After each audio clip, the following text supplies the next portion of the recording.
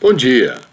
Estamos na quarta mensagem de Colossenses capítulo 1 e o nosso alvo é estudar o livro inteiro. E já aprendemos muitas coisas. Já aprendemos o que é graça e paz. Nós aprendemos que ambos são dados por Deus na pessoa do Senhor Jesus Cristo. Temos mais uma palavra hoje que devemos entender no estudo de Colossenses. A palavra é gratidão. Paulo diz assim, no capítulo 1, verso 3, graças damos a Deus, Pai de nosso Senhor Jesus Cristo, orando sempre por vós. Graças. O que significa graça? Nós temos, às vezes, alguém que fala, não tem graça. Or, graças a Deus. O que significa a palavra graça?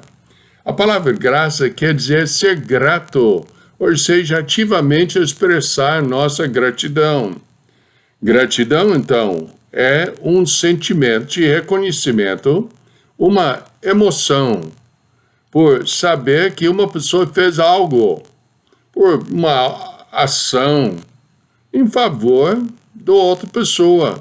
Gratidão é um tipo de dívida, e que é o querer de agradecer a outra pessoa por ter feito alguma coisa muito benéfica para nós. Há alguma diferença entre o termo obrigado e agradecido? Muitas vezes alguém faz alguma coisa para nós e nós falamos obrigado ou agradeço. Qual é a diferença entre os dois termos? O termo graças, ou seja, agradeço, é uma emoção que reconhece algo de bom que aconteceu a uma pessoa. Portanto, é a experimentação de emoção por uma graça recebida. Já o termo obrigado, pela origem da palavra, remete a uma obrigação. Ou seja, você fez algo para mim, então obrigado. Então eu estou devendo à pessoa que me fez esse benefício. O Dr. Bob Jones, o fundador de uma universidade onde a gente formou, lá nos Estados Unidos, falou o seguinte: quando a gratidão morre no altar do coração de um homem, esse homem está quase sem esperança. Eu conheço muitas pessoas que não são gratos ou gratas. Eles não agradecem a Deus por nada, eles não agradecem a outra pessoa pelo benefício que foi feito, são sem gratidão. E, segundo a definição do Dr. Bob, é sem esperança. O apóstolo Paulo mostra um espírito de gratidão na sua oração. Hoje vamos ver a quem devemos ser agradecidos, por quê e por quem devemos sermos agradecidos e como a gratidão deve funcionar em nossas vidas. Então, nosso estudo vem de Colossenses, primeiro capítulo, e vamos ver os versículos 3 a 8. Colossenses, primeiro capítulo, versos 3 a 8. Então, se não pegou sua Bíblia já, não abriu para Colossenses, então dá uma pausa agora, pega sua Bíblia e vamos ler, porque a Bíblia que é nosso livro de estudo. Bem, vamos ler então Colossenses capítulo 1, versos 3 a 8. Paulo diz assim: graças damos a Deus, Pai de nosso Senhor Jesus Cristo, orando sempre por vós, porquanto ouvimos da vossa fé em Cristo Jesus e do amor que tendes para com todos os santos, por causa da esperança que vos está reservado nos céus, da qual já antes ouviste pela palavra da verdade do Evangelho, que já chegou a vós, como também está em todo o mundo, e já vai frutificando, como também entre vós desde o dia em que ouvistes e conhecestes a graça de Deus em verdade. Como aprendeste, Epáfras, nosso amado conservo, que para vós é um fiel ministro de Cristo, o qual nos declarou também o vosso amor no Espírito. Então vamos começar o estudo sobre o texto. Primeiro, uma pergunta. A quem devemos ser agradecidos? Quem merece nossa gratidão? Paulo falou, graças damos a Deus Pai, de nosso Senhor Jesus Cristo, orando sempre por vós. Paulo e Timóteo eram agradecidos a Deus pelo progresso dos colossenses. Ouvimos da vossa fé em Cristo Jesus. Oh, como é gostoso para um pastor, um pregador, ouvir do crescimento da fé numa pessoa que já aceitou Cristo como Salvador. Mas Paulo e Timóteo ouviram mais uma coisa de Epáfras, sabe o que foi? Do amor que tendes para com todos os santos. Nós já lembramos outro estudo que santos é uma pessoa que se entregou a Deus e é consagrado por meio dele. Verso 4 mostra isso. Paulo escreveu da igreja em Tessalônica quase a mesma coisa, mas adicionou mais umas coisas. Pois ele fala em 1 Tessalonicenses, capítulo 1, versos 3 a 8, lembrando-nos sem cessar da obra, da vossa fé, do trabalho, do amor e da paciência, da esperança em nosso Senhor Jesus Cristo, diante de nosso Deus e Pai. Sabendo, amados irmãos, que a vossa eleição é de Deus, porque o nosso evangelho não foi a vós somente em palavras, mas também em poder e do Espírito Santo. E em muita certeza, como bem sabeis quais fomos entre vós, por amor de vós. E vós fostes feitos nossos imitadores do Senhor, recebendo a palavra em muita tribulação, com gozo do Espírito Santo, de maneira que fosse exemplo para todos os fiéis em Macedônia e Acaia. Porque por vós soou a palavra do Senhor, não somente na Macedônia e Acaia, mas também em todos os lugares a vossa fé, para com Deus se espalhou, de tal maneira que já dele não temos necessidade de falar coisa alguma. O testemunho dessa igreja foi tão poderoso que Paulo nem precisava de falar de Cristo, porque esse povo já fez o seu ministério. Paulo e Timóteo também agradece às pessoas que fez a obra. Eles agradeceram a Deus, alguém que deveria receber toda a glória pela vida daqueles irmãos era Deus, pois por meio da sua graça foi revelado o evangelho da verdade, e eles haviam crescido na fé. Então, Deus, e somente Deus, é o único objeto do nosso louvor. Ele deve receber toda a honra e glória pelas obras realizadas por nós. Uma pessoa madura na fé confere toda a honra ao Senhor. Ante tudo, eu tenho certeza que você, como eu, já ouvimos pessoas gabando de tantas coisas que a gente sabia que não pode ser nem metade das coisas que falaram que é verdade.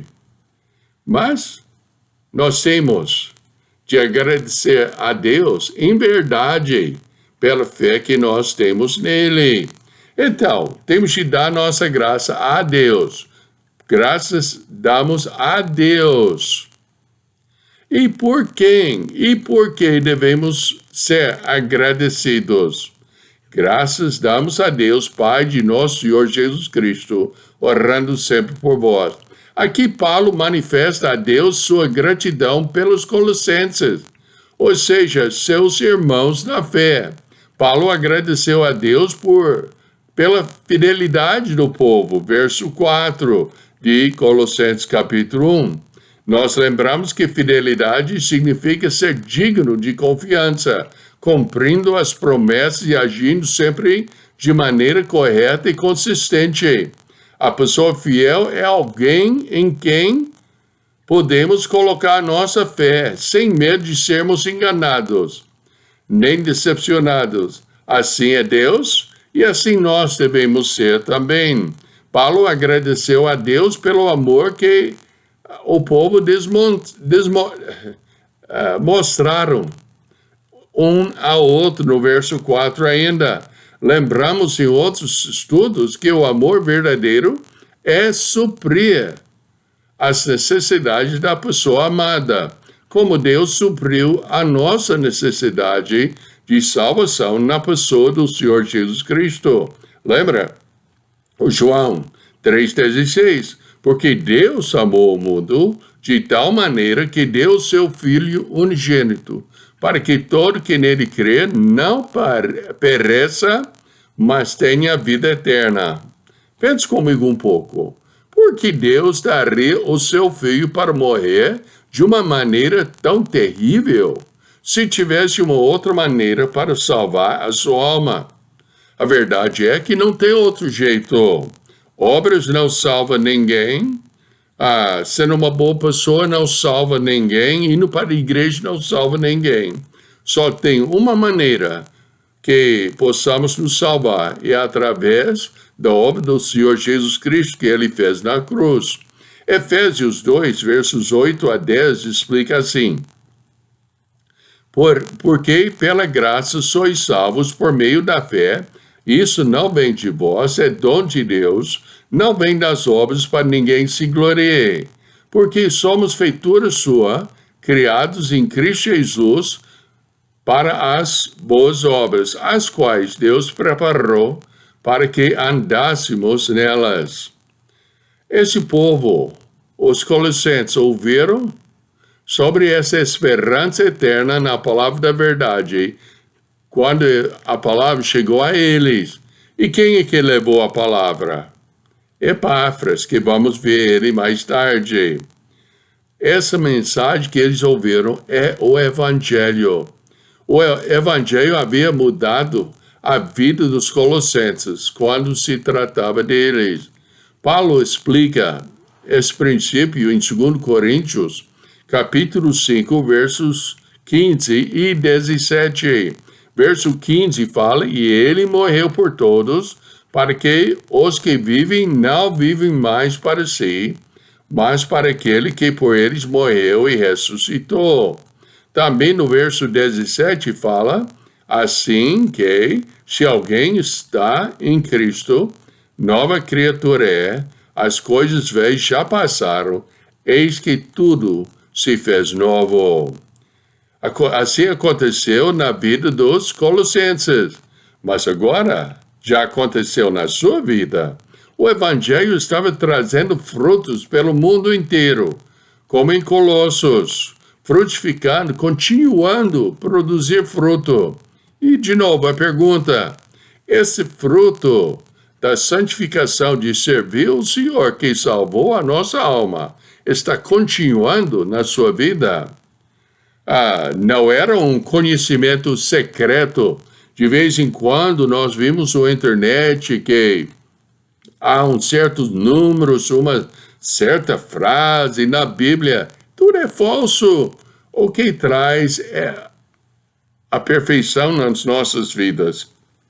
O que traz a santidade, o crescimento nas nossas vidas é a palavra de Deus. Lembre-se do versículo que acabamos de ler, em 2 Coríntios 5,15. Ele morreu por todos para que os que vivem, o quê? Não vivem mais para si, mas para aquele que por eles morreu e ressuscitou. Você já colocou a sua confiança no Senhor Jesus Cristo? O prazer da vida e a obrigação da nossa vida é servi-lo, não vivendo por nós mesmos, mas para Ele. O Evangelho havia sido trazido a Colossos por Epáfras. Eu falei que íamos encontrá-lo. Epáfras é certo que ouviu o Evangelho de Paulo. Pelo menos pensamos assim. Foi através da mensagem do Evangelho, seja de Paulo ou do outro, que os colossenses realmente conheceram a graça de Deus. Tanto a graça de Deus quanto a verdade. Tanto a graça de Deus como a realidade do Evangelho estavam sendo questionados pelos falsos mestres em Colossas. E Epáfras serviu aos crentes colossenses, e ele serviu Paulo e serviu a Deus. Então, Epáfras havia se comunicado com Paulo, os crentes colossenses amavam uns aos outros. Também ele declarou amor dos Colossos no Espírito. Mas esse me perturbou um pouco. O que é amor no Espírito? Tem vários tipos de amor. Eu já vi os namoradinhos, eles têm um tipo de amor, é mais paixão, interesse em si mesmo e não no outro. Mas tem o amor verdadeiro que é de Deus. Não é mera afeição natural, mas o amor operava em seus corações pela ação do Espírito Santo. Lembramos que a Bíblia fala que não é que nós amamos Deus em primeiro lugar, mas que Ele nos amou e se deu por nós. Nós sabemos em Romanos 8, versos 6 a 9, que Paulo explica muito bem sobre esse amor e também sobre a vida e a paz. Ele diz assim: porque a inclinação da carne é morte, mas a inclinação do Espírito é vida e paz. Porquanto a inclinação da carne é inimizade contra Deus, pois não é sujeito à lei de Deus, nem em verdade ou pode ser. Portanto, os que estão na carne não podem agradar a Deus. Vós, porém, não estáis na carne, mas no Espírito, se é que o Espírito de Deus habita em vós. Mas se alguém não tem o Espírito de Cristo, esse tal não é dele. De novo em Romanos 15, verso 30. E rogo-vos, irmãos, por nosso Senhor Jesus Cristo e pelo amor do Espírito, que combateis comigo nas suas orações por mim, a Deus. Em 2 Timóteo 1,7, porque Deus não nos deu o espírito de temor, mas de fortaleza e de amor e de moderação. O amor é o primeiro principal ingrediente do fruto do Espírito. Em Gálatas 5, verso 22, fala, mas o fruto do Espírito é amor, gozo, paz, longanimidade, benignidade, bondade, fé, mansidão, temperança. Então, vimos que o primeiro é amor. Pelo Espírito, o amor de Deus foi derramado em nossos corações, pelo que devemos ser agradecidos. Nós temos que entender que tem muitas coisas. Eu já falei muito de salvação, mas tem outras áreas em que nós devemos agradecer a Deus. Primeiro é a fé que os colossenses tinham em Cristo Jesus.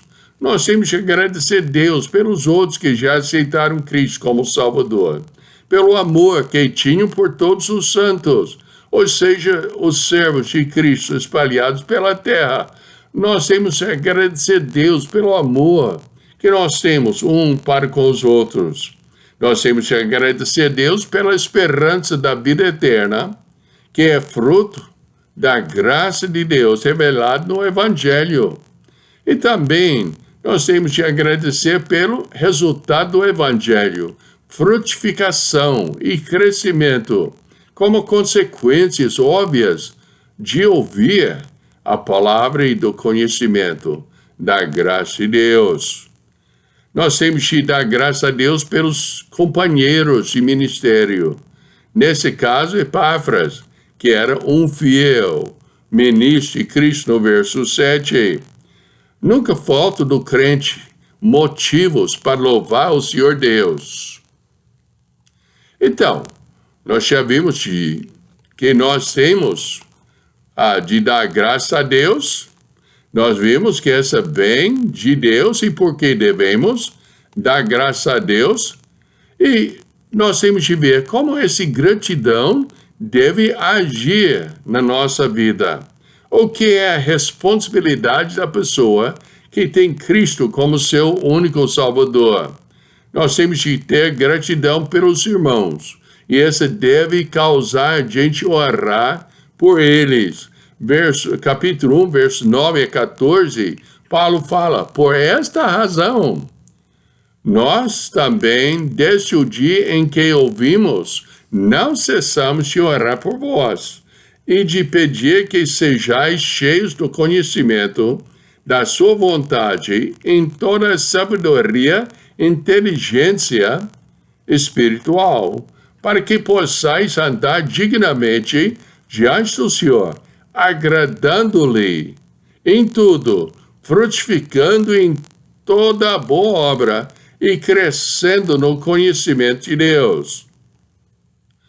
A intercessão é quando alguém faz uma oração a Deus em favor de outra pessoa, como já acabamos de ler que Paulo fez. Efésios 3, versos 14 a 19, Paulo também falou, por causa disto, me ponho de quê? De joelhos perante o Pai de nosso Senhor Jesus Cristo, do qual toda a família dos céus e na terra toma o nome. Jesus Cristo sempre intercede por nós e também nós devemos interceder pelos outros. Paulo fala em Romanos 8, 34, quem é que condena? Pois é Cristo quem morreu, ou antes, quem ressuscitou dentre os mortos, o qual está à direita de Deus e também intercede por nós? É o Senhor Jesus Cristo. O crente também deve interceder por seus irmãos constantemente. A intercessão pelos irmãos deve ter como objetivo conhecimento e sabedoria. Nós temos de orar uns pelos outros, que Deus vai dar-lhes conhecimento e sabedoria. Paulo falou, por essa razão, nós também, desde o dia em que ouvimos, não cessamos de orar por vós e de pedir que sejais cheios de conhecimento da sua vontade e a sabedoria e inteligência espiritual. O conhecimento. Se tiver Cristo como seu único Salvador, você deve buscar tal conhecimento mais e mais. Deve ser conhecedores da palavra de Deus. Mas não para só acumular informações, mas para alcançar a verdadeira sabedoria. A sabedoria é a capacidade de aplicar o que foi adquirido pelo conhecimento. Os dois trabalham juntos. O conhecimento é o pré-requisito para a sabedoria. E a sabedoria é o resultado da aplicação do conhecimento.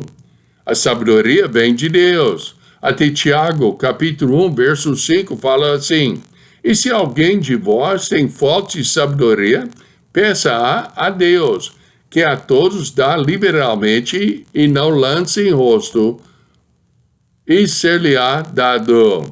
Então, nós temos de orar que os irmãos vão ter o conhecimento e sabedoria. A intercessão pelos irmãos deve ter como objetivo também um viver agradável a Deus, ou viver de modo digno do Senhor.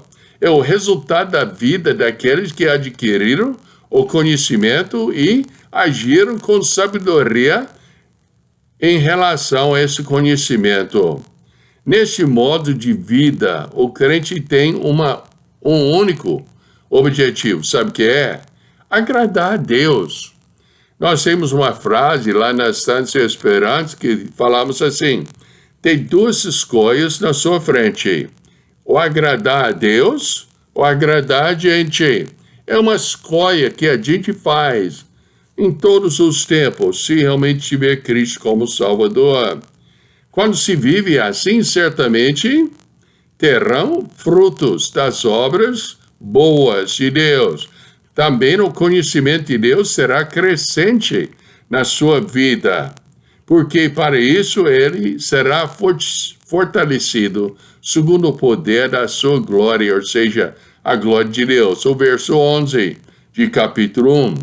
Tal viver expressa constante gratidão a Deus pelo fato de ter transformado os pecadores, de fato de ter transformado os pecadores condenados e miseráveis em filhos e herdeiros da sua excelsa glória. Já pensou? Eu devo ser grato que Deus me transformou e está me transformando. Você, se tiver Cristo como seu Salvador, também tem que ter gratidão no seu coração pela transformação. A intercessão pelo irmãos deve ter como objetivo também o reconhecimento do senhorio divino de Deus. Ele é Senhor. Nós estamos na época de democracia. Tudo bem, eu estou muito grato por isso. Mas quando tinha a época dos reis, a palavra dele era absoluta, não tinha como nem questionar. Com Deus, nós temos de entender que o crente que vê o Senhor Jesus Cristo como seu Salvador deve reconhecê-lo também como seu Senhor absoluto. Tem pessoas que falam assim, que Deus falou, eu creio, então é assim. Não, meus amados, Deus falou, é assim. Nós temos de aceitar a palavra de Deus como a palavra absoluta. Sua vida está nas mãos de Deus. Já pensou? A Bíblia fala, humilhai-vos, pois, debaixo da potente mão de Deus, para que a seu tempo vos exalte, lançando sobre ele toda a vossa ansiedade, porque ele tem cuidado de vós. Já pensou? Nós nascemos na escuridão do pecado.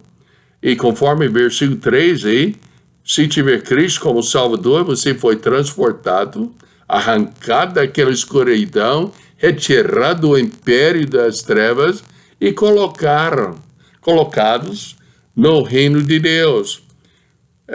A Bíblia fala no verso 3, o qual nos tirou da potestade das trevas e nos transportou para o reino do Filho do seu amor. Éramos escravos na terra das trevas. Deus nos resgatou dessa escravidão. Ele nos transplantou para lá e nos estabeleceu como cidadãos livres no reino de luz do seu Filho. Tendo Cristo como seu Salvador, foi trazido e plantado no seu reino. Sendo agora desse reino, deve ser um sujeito fiel. O crente é um liberto para servir a Cristo. De novo, 2 Coríntios 5, porque o amor de Cristo nos constrange julgando nós assim que se um morreu por todos, todos morreram. E ele morreu por todos para que os que vivem não vivam mais para si, mas para aquele que por eles morreu e ressuscitou. Por essa razão, não pode mais voltar para o reino das trevas, pois dessa forma estaria envergonhando o seu Senhor Jesus Cristo, o qual deu a sua própria vida para salvar a sua alma das garras das trevas. É muito importante reconhecer que Cristo é o nosso Salvador. Contudo, só teremos uma visão mais ampla da vontade de Deus para nós se o reconhecermos como o nosso soberano Senhor. Duas perguntas hoje. Primeiro, Ele é seu Salvador? Segundo, Ele é seu Senhor? Baseado nas duas coisas, você está servindo Ele com todo o seu coração, com toda a sua fidelidade, com toda a sua lealdade. Vamos orar. Precioso Pai, nós te agradecemos pela lição de hoje. Oh Pai, que o Senhor possa realmente transformar as nossas vidas, que o Senhor possa tornar-se também o Senhor absoluta em nossas vidas. Pai, nós te agradecemos por tudo, pois oramos no nome do precioso Senhor Jesus Cristo com gratidão nos nossos corações. Amém? Então, é isso aí. Até o próximo estudo, e que vamos ver mais sobre o livro de Colossenses. Era bom se continuasse lendo o livro e entendendo ela, e vamos explicando cuidadosamente cada princípio. Então, até o próximo estudo. Deus te abençoe.